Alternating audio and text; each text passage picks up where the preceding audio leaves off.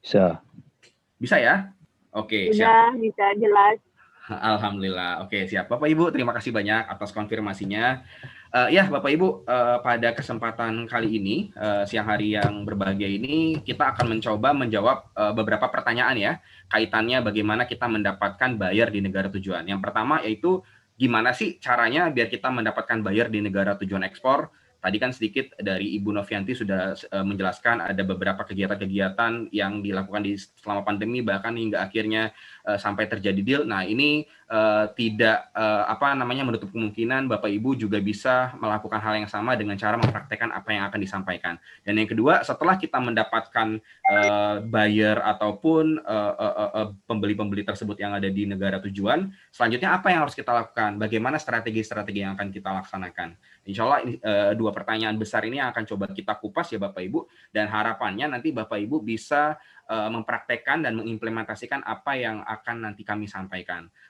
Dan juga nanti mungkin biar memudahkan juga, insya Allah nanti materi yang saya sampaikan ini juga akan di-share oleh panitia. Nanti mungkin tunggu aja informasi dari panitia terkait pendistribusian materi ini. Jadi kalau misalnya nanti materinya sedikit banyak, karena memang biasanya materi yang saya bawakan ini biasanya memakan waktu 1 hari, bahkan ada yang sampai 3 hari gitu. Tapi ini coba kita kemas, kita coba rangkum dalam durasi yang sangat singkat, tapi insya Allah tidak akan mengurangi esensi-esensi dari materi utamanya, yaitu mendapatkan buyer di negara tujuan ekspor.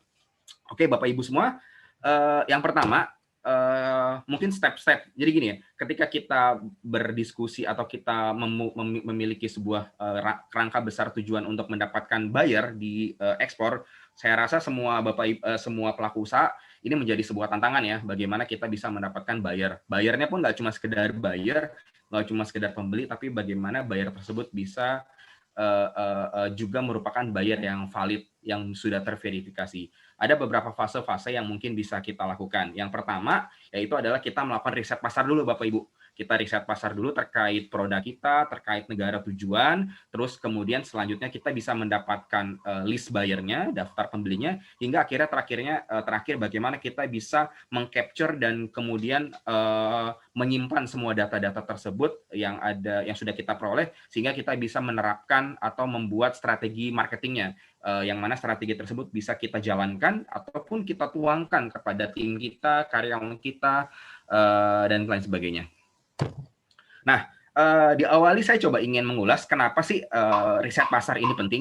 Jadi ada sebuah ini ya Bapak Ibu, sebuah penelitian yang dilakukan 4-5 tahun lalu terkait kenapa para pebisnis itu gagal. Nah, dari puluhan ribu responden yang terjadi, ternyata nomor satu kegagalan sebuah perusahaan pelaku usaha dalam berbisnis yaitu adalah they build something that nobody wants, atau membuat sesuatu yang ternyata nggak ada orang yang nggak mau, atau simpelnya nggak ada pasarnya gitu. Kok bisa ya? Kenapa bisa ada sebuah usaha yang ternyata mereka sudah capek-capek membuat sebuah produk, memformulasikan ramuannya, tapi ternyata setelah jadi ternyata pasarnya nggak ada. Nah, setelah ditelusuri lebih dalam, alasannya kayak itu adalah karena mereka tidak melakukan riset pasar. Itulah kenapa urgensi dalam kita melakukan kegiatan bisnis ekspor, diawali sekali kita harus melakukan riset pasar dulu. Apakah produk kita sudah cocok, apakah negara tujuan yang akan kita pilih itu memang sudah sesuai dengan karakteristik produk ataupun dengan harga-harganya. Sebagai contoh nih, saya suka banget nih membuat simulasi ini ke kelas-kelas yang biasanya saya sedang ampu. Misalnya gini, ini simpel aja ya, ini contoh analogi simpel. Kita punya produk sambal ibaratnya gitu. Terus di hadapan kita ada 4 orang buyer. Satu bayarnya dari Jepang, kedua bayarnya dari Inggris, ketiga bayarnya dari Meksiko, keempat bayarnya dari let's say misalnya Korea. Nah, kalau misalnya kita sebagai seorang pebisnis ekspor yang kira-kira memang ingin bermain cerdas, kepada siapa mereka kita tawarkan? Tentunya tidak mungkin orang Eropa ya, kayaknya mereka sangat tidak suka produk-produk pedas, Jepang ataupun Korea tidak mungkin ya. Nah, tapi yang paling tepat mungkin dari 4 contoh ini adalah Meksiko ya, yang memiliki karakteristik. Nah, kesimpulannya apa dari sini? Artinya kita harus mau mengeluarkan effort untuk mengidentifikasi dan mempelajari siapa-siapa saja sih buyer-buyer kita, ataupun dalam konteks yang lebih besar, negara-negara mana yang cocok dengan produk kita. Sehingga ketika kita sebagai seorang pebisnis yang memiliki resources yang sangat terbatas, resources finance, resources energi, resources waktu, itu tidak terbuang percuma. Jadi kita bisa menggunakannya secara efisien, langsung menyasar kepada buyer yang tepat. Istilahnya adalah kita menjadi seorang sniper gitu. Langsung membidik target pasar yang tepat, yang sesuai dengan produk kita. Nah, ini sebagai sebuah pembelajaran aja ya, bahwa dalam terminologi bisnis, saya memiliki sebuah analogi bahwa bisnis itu ibaratlah seperti sebuah kereta, yang mana kereta itu terdiri dari lokomotif, gerbong. Ada gerbong penumpang, gerbong kargo, gerbong restoran, dan lain sebagainya. Nah, marketing ini menjadi sebuah lokomotifnya, yang mana ketika marketing ini sudah terdefinisikan, dia akan menarik gerbong-gerbong lain, yaitu gerbong operasional, gerbong keuangan, gerbong HR, dan lain sebagainya. Sehingga ketika kita dalam kiat-kiat menembus pasar ekspor, ini konteks marketing ini harus memang benar-benar dipelajari benar secara mendalam. Bahkan 60% kegiatan kita tuh harus biasanya difokuskannya ke dalam segmentasi di pasarnya ini. Bagaimana kita melakukan riset pasar, bagaimana kita mencari pasar-pasar yang tepat, bagaimana kita menentukan buyer dari negara tujuan, kira-kira buyernya perusahaan yang seperti apa, dan lain sebagainya. Baru kemudian kita mengenerate kepada bagian operasional, sertifikasi seperti apa, produksinya bagaimana, berapa modal yang dibutuhkan, siapa saja yang akan mengerjakan, dan lain sebagainya. Itu kaitannya dengan riset pasar ya Bapak Ibu.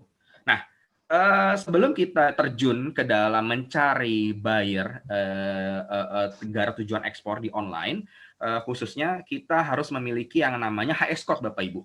Nah, mungkin Bapak Ibu kalau misalnya ada yang belum pernah mendengar HS Code ini singkatan dari Harmonized System Code. Simpelnya gini aja, ini adalah sebuah kode unik dari suatu produk.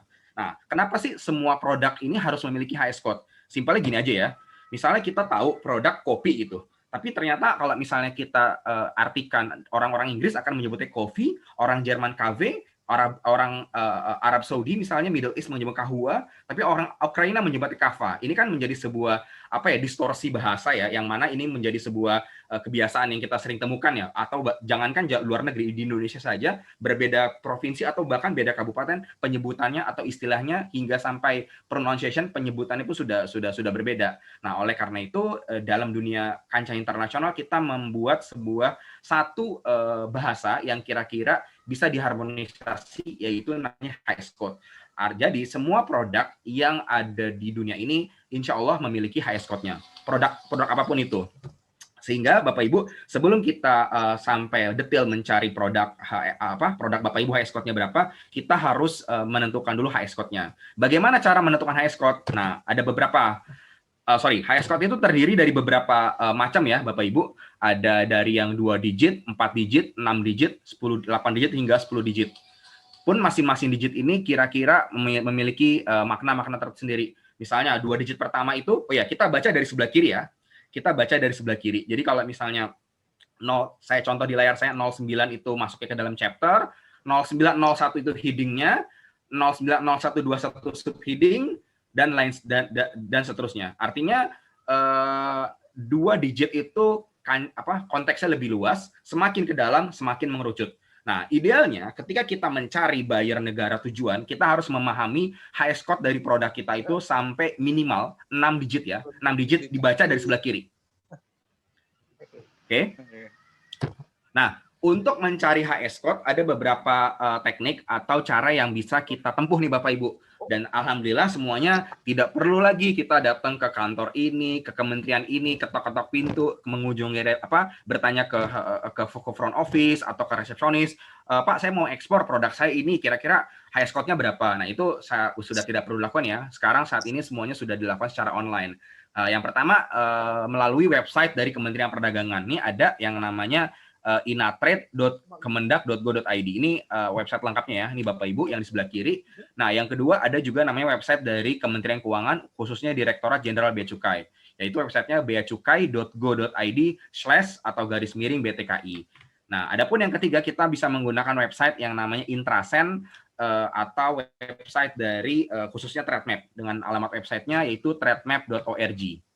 Oke ya, Bapak Ibu, ini kira-kira nanti kalau misalnya Bapak Ibu, saya mungkin nggak akan spesifik untuk mengajarkan cara penggunaannya. Prinsipnya Bapak Ibu silakan akses saja link-link yang sudah tercantum di sini. Monggo kalau misalnya mau difoto atau misalnya nanti insya Allah materi ini akan diberikan kalau misalnya Bapak Ibu mungkin kelupaan mencatat. Prinsipnya nanti Bapak Ibu klik linknya langsung, nanti di situ sudah tinggal dibuka websitenya, lalu kemudian masukkan produk Bapak Ibu. Oh, produk saya kopi roasting. Oh, produk saya adalah green bean, misalnya gitu. Nanti kemudian akan muncul nih hasilnya berupa beberapa digit dari HS code tadi. Oke, itu kaitannya untuk mencari HS code ya, Bapak Ibu. Jadi sebelum kita terjun mendapatkan buyer, setiap peserta biasanya kita coba untuk berlatih bersama-sama bagaimana mereka bisa menemukan HS code-nya sendiri. Semua produk harus ada HS code-nya.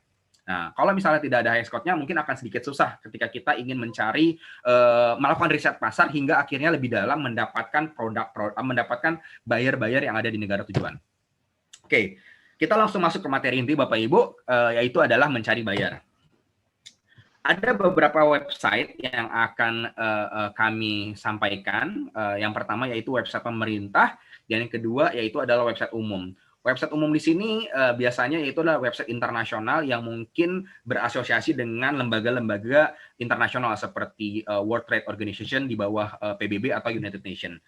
Oke, yang pertama kita coba mempelajari sedikit dari website dari Indonesia sendiri ya. Ini websitenya yang diluncurkan oleh Kementerian Perdagangan. Tadi sedikit sudah disinggung oleh Ibu Novianti, Kepala Balai Besar PPI, yaitu adalah website INA Ekspor. Nah, INA Ekspor ini Bapak Ibu silakan akses di websitenya yaitu inaekspor.id, inaekspor.id. Nah, di dalam inaekspor.id ini Bapak Ibu bisa mendapatkan berbagai fasilitas. Yang pertama yaitu yang paling penting, yang kaitannya dengan materi hari ini adalah inquiry. Di sini ketika Bapak Ibu ngeklik, Bapak Ibu bisa mendapatkan list permintaan buyer yang dari pembeli-pembeli di luar negeri. Ya, ini untuk pilihan inquiry. Ataupun yang kedua, ada namanya buying request. Nah, kalau buying request ini kebalikannya inquiry. Inquiry prinsipnya adalah orang punya saya sedang butuh produk. Kalau misal buying request, kebalikan dia kira-kira inquiry sama buying request ini kurang lebih sama. Prinsipnya kalau buying request ini ketika kita sedang punya kebutuhan kita posting. Tapi kalau inquiry ini adalah daftarnya yang muncul. Nah, adapun yang ketiga yaitu adalah current issue atau isu-isu terkini yang ada di negara tujuan. Oh, kira-kira untuk produk ini apa ya yang harus dihindari, atau kira-kira negara tujuan sedang mengamati apa ya untuk produk ini, kira-kira seperti itu ya. Adapun yang keempat fasilitasnya adalah event. Acara-acara apa saja yang mungkin sedang diselenggarakan, kemudian training, dan yang terakhir yaitu adalah research corner. Nah, research corner ini merupakan sedikit penuangan dari perwakilan dagang yang tadi juga sudah sempat disebutkan oleh Ibu Novi, bahwa di Kementerian Perdagangan memiliki beberapa perwakilan dagang yang tersebar di beberapa kota di seluruh dunia. Beberapa kota di belahan dunia, yang mana mereka coba mempelajari produk-produk yang banyak di Indonesia dan kira-kira di negara tersebut seperti apa sih intelijensinya, ibaratnya gitu. Kira-kira produk ini apa sih yang harus dipelajarin? Kira-kira produk ini apa yang harus disesuaikan dengan negara tujuan tersebut. Nah, harapannya Bapak Ibu setelah bisa memahami ini semua, Bapak Ibu bisa semakin clear. Oh, ternyata kalau saya mau kalau saya mau ekspor ke Spanyol, harusnya seperti ini, dari produknya, sertifikasinya, kemasannya. Oh, ternyata kalau misalnya saya mau masuk ke Jepang, kita harus menempuh sertifikasi ABC dan lain sebagainya. Kurang lebih seperti itu ya Bapak Ibu. Ini untuk website yang pertama yaitu inaekspor.id. Nah, ini contoh daftar inquiry-nya, ada produknya apa, kategori apa, dibuat kapan, dan lain sebagainya. Nanti Bapak Ibu silakan klik. Oh ya, untuk bisa mengakses ini Bapak Ibu silakan daftar dulu ya. Nanti Bapak Ibu silakan buka saja website inaekspor.id. Nanti tinggal di sebelah kanan ini ada sign in, tapi cukup nanti bisa diklik, terus nanti ada register ya di bawahnya. Oke. Yang kedua yaitu masih sama, website punya Kementerian Perdagangan. Di sini spesifiknya di alamat djpn.kemendak.go.id. Di sini kita bisa langsung mendapatkan alamat perwakilan dagang. Nah, tadi juga dari Ibu Kapala juga sudah sempat menyampaikan bahwa kita memiliki perwakilan dagang. Nah, untuk bisa mendapatkan akses ke perwakilan dagang tersebut, kita bisa langsung searching ke dalam website Kementerian Perdagangan ini Bapak Ibu. Nah, nanti Silakan dipilih. Ada bagian untuk Indonesian Trade Promotion Center, ada yang Trade Atase, ITPC ataupun Atase Perdagangan. Nah, nanti setelah Bapak Ibu klik di bagian Diginet Worldwide-nya, lalu pilih ITPC ataupun Trade Atase, nanti Bapak Ibu bisa mendapatkan data perwakilan-perwakilan dagang di sana. Ini contohnya yang saya tampilkan ya, ada ITPC Barcelona, Busan, Budapest, Chicago, dan lain sebagainya. Nanti Bapak Ibu silakan mengirim kontak ke mereka. Halo Bapak, Ibu, salam kenal, saya Pak ABC, saya merupakan owner dari perusahaan PT ABC, kira-kira gitu. Kami mensuplai produk lalala segala macam. Oleh karena itu, kami sudah melakukan riset pasar nih ke negara tujuan Bapak. Kira-kira bisa nggak kami mendapatkan list ataupun informasi buyer-buyer yang kira-kira kredibel nih dari negara Bapak. Nah, insya Allah kalau misalnya mereka memang saat itu tidak ada kesibukan yang terlalu banyak dan kebetulan mereka memang sedang membaca, insya Allah akan segera dibalas. Nanti silakan aja share. Kemarin kami dapat informasi ini dari acara webinar nih yang diselenggarakan oleh Balai Besar Pendidikan Pelatihan Ekspor Indonesia pada tanggal 23 Oktober. Nah, kami mendapatkan salah satu caranya adalah menghubungi perwakilan dagang yang ada di luar sana. Silakan Bapak Ibu nanti dipraktekkan aja, mengkontak mereka. Di sini sudah ada websitenya, alamat emailnya, dan nomor teleponnya. Oke ya. Oke, yang kedua kita coba mengakses menggunakan website internasional nih Bapak Ibu. Nah, website internasional di sini prinsipnya kita coba golongkan beberapa ya. Ada yang ke dalam golongan marketplace. Nah, marketplace Bapak Ibu sudah terbiasa ya. Mungkin kalau di Indonesia kita sudah biasa mengenal dengan Tokopedia, Shopee, Bukalapak, Blibli, dan kawan-kawan. Nah, kalau di internasional kita banyak beberapa opsi marketplace. Adapun juga kita bisa menggunakan website-website umum atau platform tertentu yang didedikasikan mencari buyer atau melakukan riset pasar. Dan yang terakhir, kita juga bisa menggunakan sosial media. Nah, tentunya website-website tersebut sangat banyak ya Bapak Ibu. Nih, nanti Bapak Ibu silakan explore satu persatu aja. Tapi kita di sini akan coba memaparkan salah satu aja sebagai contoh ya. Nah, ini contoh situs online internasional untuk melakukan riset pasar. Ya, ini banyak banget. Terus kemudian ini untuk yang di dalam negeri dari Kementerian Perdagangan, ada pun juga dari Kementerian Luar Negeri. Nah, ini marketplace ya. Marketplace itu tadi ya, pasar online-nya. Macam-macam ya. Nah, tenang, dari semua ini akan coba kita explore, tapi satu aja ya, nggak mungkin semuanya. Nah, itulah kenapa saya sampaikan biasanya kita di kelas menyampaikan itu banyak website, banyak kelas-kelas, banyak platform yang coba kita akses, kita pelajarin, hingga akhirnya kekasanahan keilmuan dari teman-teman peserta itu semakin banyak. Nah, kalau misalnya Bapak Ibu ingin mempelajari lebih dalam, nah silakan nanti pelajari aja, atau bisa langsung menghubungi ke admin dari penyelenggara dari WPDI. Bapak Ibu silakan pilih kelas-kelasnya nanti. Oke ya. Coba kita masuk ya. Nah, yang pertama itu adalah website TradeMap. TradeMap ini adalah sebuah platform yang dibawa Intrasen yang berkorelasi dengan WTO tadi, World Trade Organization. Di sini kita bisa langsung melihat data perdagangan dunia, mencakupi harga produk, konsentrasi, nilai penjualan, volume, dan lain sebagainya. Oke ya. Nah, syaratnya Bapak Ibu silakan pertama mendaftarkan dulu aja ya, mendaftarkan dulu ke meregister dengan cara membuka websitenya di trademap.org.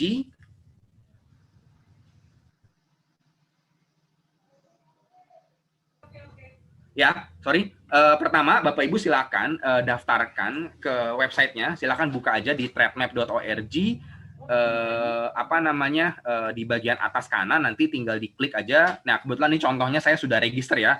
Nah, ini mohon maaf Bapak Ibu, saya tidak bisa mempraktekkan bagaimana cara registrasinya karena memang sedikit panjang ya. Cuman prinsipnya kalau Bapak Ibu sudah terbiasa membuka atau mendaftar ke akun-akun sosial media mungkin sudah cukup mudah kali ya.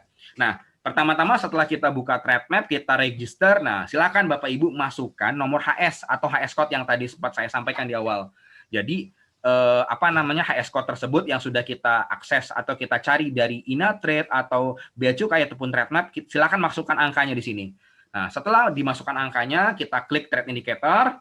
Ini Bapak Ibu, mohon maaf saya percepat ya. Nanti Bapak Ibu silakan kalau mau praktek lihat aja, contek aja materi yang akan saya berikan.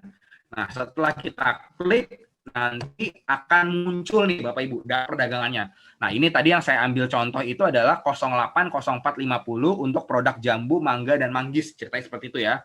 Nah, ini ada data internasionalnya. Nah ya, macam-macam ya Bapak Ibu ya nih, dari mulai urutan negara pengimpor, nilai yang diimpor, kemudian ada trade balance. Trade balance ini adalah neraca perdagangan ya, ekspor dikurangi impor ya, tapi untuk dari segi mikro atau dari untuk produk ini saja. Kemudian ada jumlahnya, ada satuannya apa, harganya berapa, pertumbuhannya berapa, dan tarifnya berapa. Begitu ya Bapak Ibu. Nah, tenang saja, website ini bukanlah website hasil survei, tapi ini website berbasiskan histori. Jadi ketika kita melakukan kegiatan ekspor, data tersebut dikumpulkan di pihak bea cukai, lalu kemudian di-store ke luar negeri dan lain sebagainya, hingga akhirnya diolah menjadi sebuah big data lah, istilahnya gitu ya. Data yang sangat bermanfaat sekali yang bisa kita pelajari. Nah, ini contohnya ya Bapak Ibu, nih bisa kita lihat. Untuk produk kami yang 080450 ini negaranya siapa saja, nomor 1, nomor 2, peringkat seterusnya, harganya berapa, dan lain sebagainya. Nah, tapi data hanyalah sekedar data, Bapak Ibu. Kita tidak akan bisa mendapatkan apapun dari data ini kalau kita tidak mampu memahami atau memiliki ilmu untuk bisa mempelajari data di sini. Apa yang harus kita maknai dari data sini? Oke, dari data sini kita bisa tahu ya, peringkat 1 sampai peringkat ke-15 negara-negaranya siapa saja. Lantas, bagaimana cara kita memilih negara yang cocok dengan negara tujuan kita? Nah, kita menggunakan di materi pelatihan yang kami sampaikan biasanya menggunakan beberapa kaidah. Yang pertama yaitu kita pilih negara dengan trade balance defisit atau negatif. Artinya, ketika suatu negara memiliki trade balance negatif, dia adalah negara konsumen, bukan negara trader atau negara re-ekspor. Gitu ya Bapak Ibu.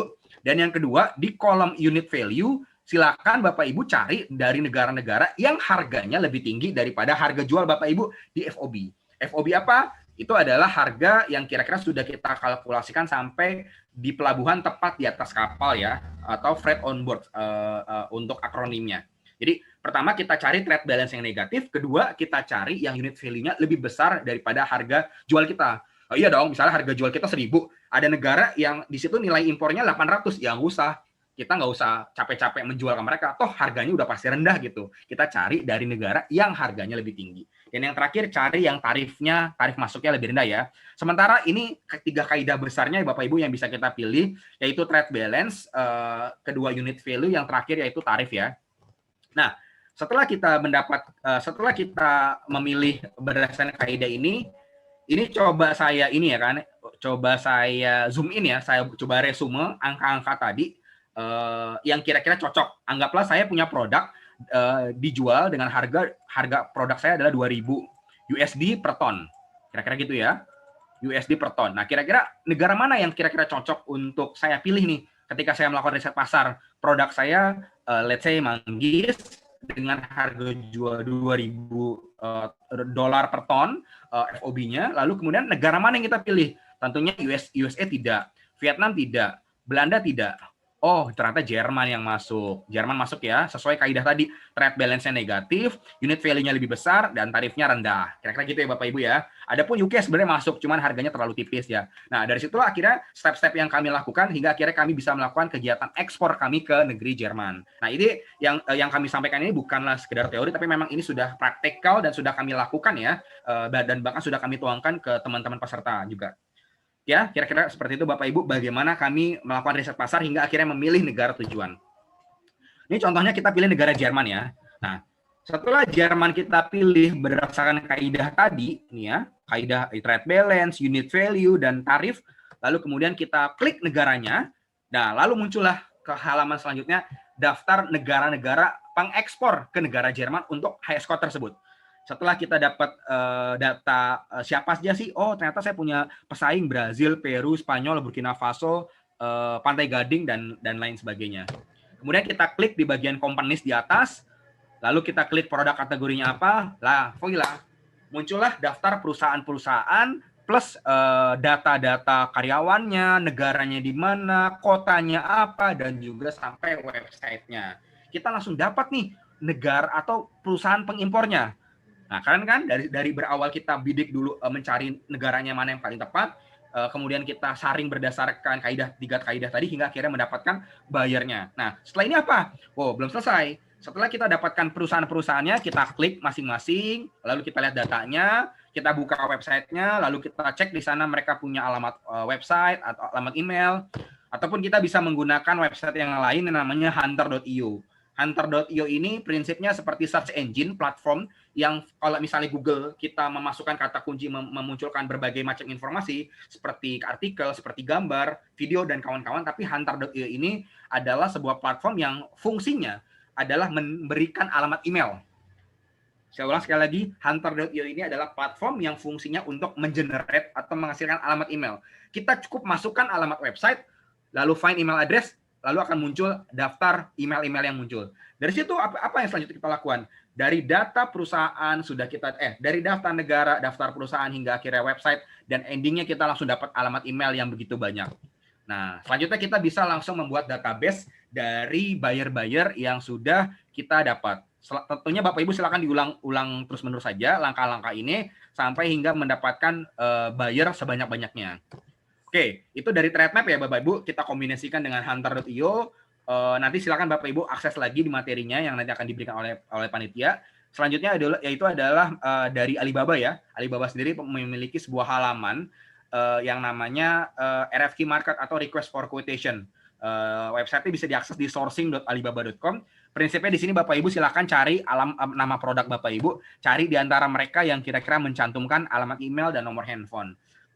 Kenapa harus ngelakuin ini? Ya prinsipnya Alibaba ini adalah platform berbayar. Kalau misalnya kita bisa mau mengakses ini atau kita berjualan, kita harus bisa membayar dulu ya dengan nilai sekian-sekian.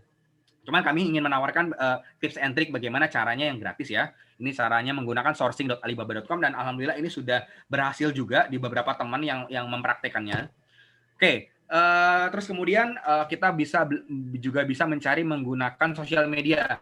Nah, cuman ada beberapa sosial media yang biasa kita coba praktikan, tapi di sini LinkedIn ya. LinkedIn ini adalah sebuah sosial media yang fokus untuk profesional.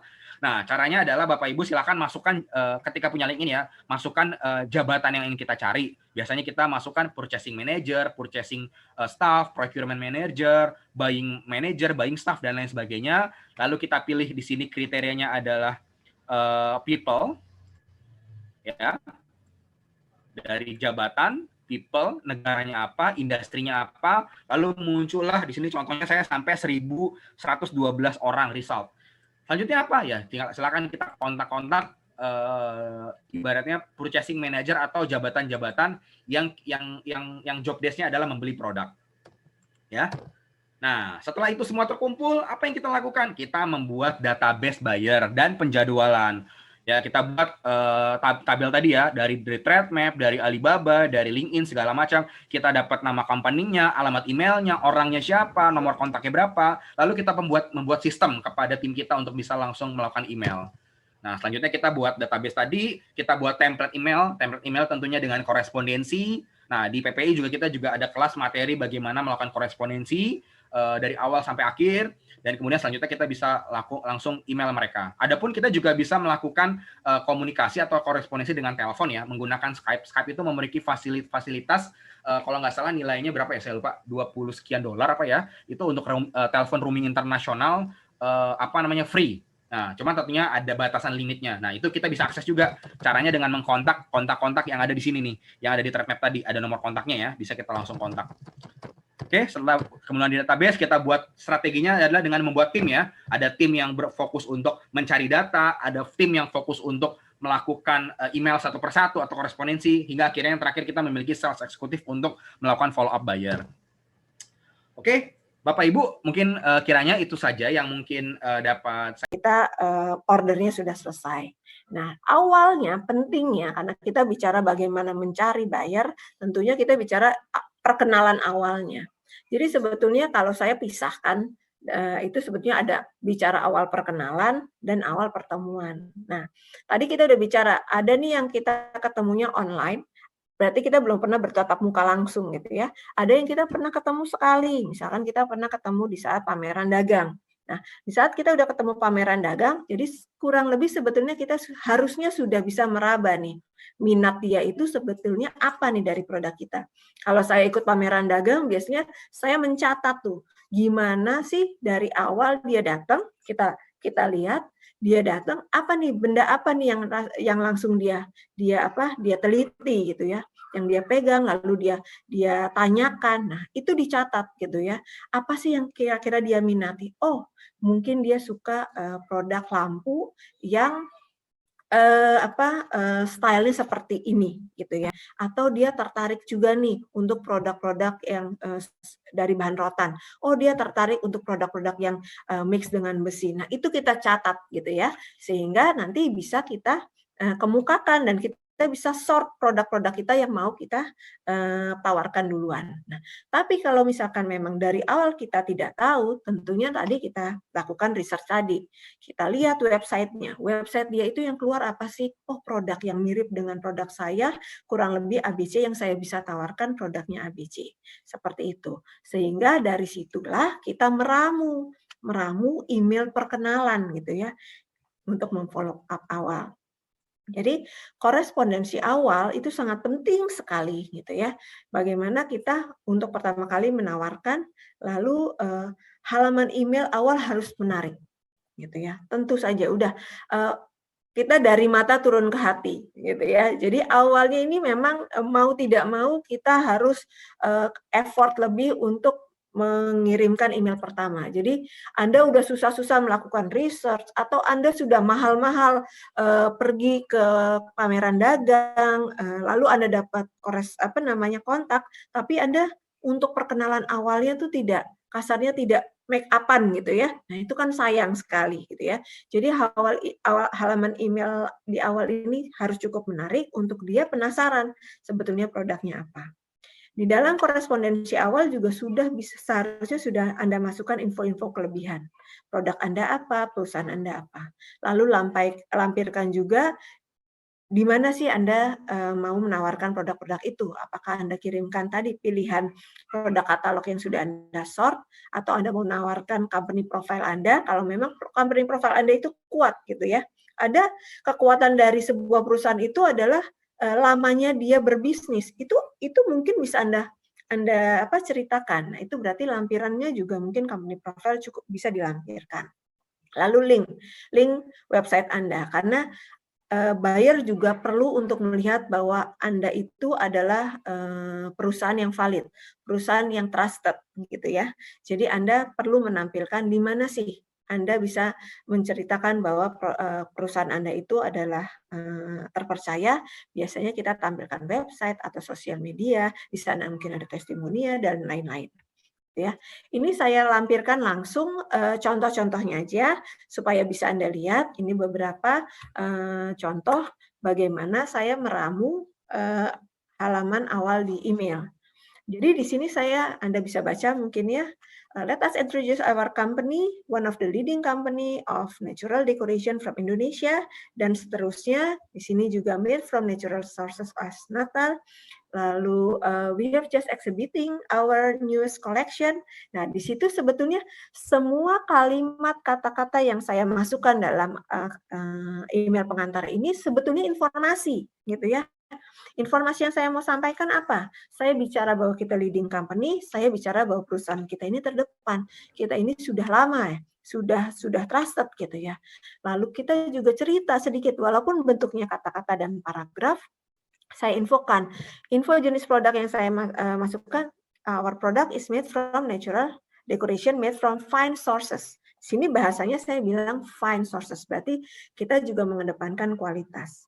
Kita bicara, we have just exhibiting our newest collection from Messe, Frankfurt Messe. Kita bicara kita habis exhibition loh, berarti kita mau cerita kita sudah go internasional gitu ya. Lalu kita bicarakan juga di situ kita peduli dengan environment friendly. Di situ saya masukkan as well as environment friendly product. Lalu kita mau cerita apa nih dengan paragraf yang singkat ini harus banyak yang kita ceritakan. Kita sudah our price are export FOB terms. Nanti bisa dipelajari ya di kelas-kelas PPI juga bahwa di saat kita mau bicara ekspor, kita udah harus siap nih, ekspor sebetulnya FOB terms. Dan buyer di saat melihat bahwa kita sudah bisa memberikan harga FOB, berarti dia sudah melihat, oh perusahaan ini sudah biasa ekspor nih, gitu. Dia semakin yakin untuk bisa lanjut korespondensi dengan kita. Dia lalu kita berikan link website-nya. Jadi bagaimana halaman pertama ini simpel aja, cuma Anda berikan gambar, sentuhan gambar, Anda berikan kata-kata yang memang penuh dengan informasi. Nah itu nanti Anda bisa memasukkan attachment-nya, gitu ya. Attachment, apakah Anda mau masukkan attachment e-katalog tadi ataukah company profile tadi. Nah, ini kurang lebih juga sebetulnya sama. Jadi di saat penawaran kurang lebih sama seperti tadi, tapi judulnya mengingatkan, gitu ya. Jadi dikala kita udah pernah ketemu, kita mengingatkan nih, halo, kita pernah ketemu di mana. Lalu kita ingatkan dulu kamu mendatangi booth saya, kamu ini loh produk yang saya minati. Nah orang biasanya seperti itu dia, oh saya pernah datang. Karena terus terang buyer itu di saat ketemu dengan kita di pameran dagang, belum tentu dia ingat 100% ya. Karena dia pameran dagang kan luar biasa besar. Dia mungkin ada ratusan booth di sana. Lalu dia pasti jalannya juga tidak pelan ya, dia sourcing gitu kan. Sehingga tugas kita yang mengingatkan dia, mengingatkan bahwa kamu pernah ketemu dan kamu tertarik loh sama produk kita. Produk yang kamu tertarik apa saja, kita kasih tahu dan kita kasih attachment-nya seperti itu. Jadi itu perlu kita ingatkan dia. Nah, kalau bisa tolong tanyakan quantity gitu ya. Karena terus lanjutan dari ini sebetulnya kita menawarkan harga gitu ya, penawaran harga, penawaran offer letter. Nah, sangat penting buat saya untuk tahu gambaran volume buyer ini seperti apa. Quantity dia tuh jumlah besar, medium, atau small. Dari situ kita baru bisa memberikan harga yang benar-benar terbaik untuk kondisi dia, untuk kebutuhan dia. Jadi biasanya saya rangkum, saya ingin tahu quantity dia kurang lebih, can you share us your quantity order, misalkan reference, so we can give you our best price, misalkan bahasanya seperti itu. Jadi kita akan memancing dia untuk tahu skala bisnisnya dia itu seperti apa dan kita bisa memberikan harga yang terbaik. Jadi ini korespondensi yang berhubungan dengan sudah mulai penawaran. Nah ini saya beri gambaran aja betapa biasanya kalau setelah kedua pertemuan gitu ya, kita udah tahu kira-kira dia produknya apa, kita mulai memberikan quotation. Sama, quotation ini walaupun satu lembar, cuma harus tetap memberikan informasi yang jelas gitu ya. Seperti misalkan ini sudah harganya apa? FOB kah? Ex work kah? Gitu ya. Atau harga apa nih yang Anda mau berikan? Sehingga apa? Dengan Anda memberikan informasi yang sudah jelas, sehingga dia udah nggak perlu banyak tanya. Karena terus terang memang kita tuh kadang-kadang punya keterbatasan penyampaian bahasa gitu ya. Kita mungkin tidak semua bisa fasih bahasa Inggris gitu ya. Tidak semua mudah untuk berkorespondensi. Nah, bagaimana sih meminimalisasi bahasa-bahasa yang menurut kita susah? Kita jelaskan sejelas-jelasnya dalam apa yang kita bisa jelaskan dalam sheet ini gitu ya, dalam quotation ini. Sehingga dia udah bisa baca, oh deskripsinya ini, oh FOB price-nya ini, oh dia pakai box-nya ini. Dia bahkan bisa menghitung kurang lebih saya mau order biayanya kurang lebih berapa karena dia sudah bisa hitung volume sendiri. Saya masukkan di sini load 20 feet container berapa.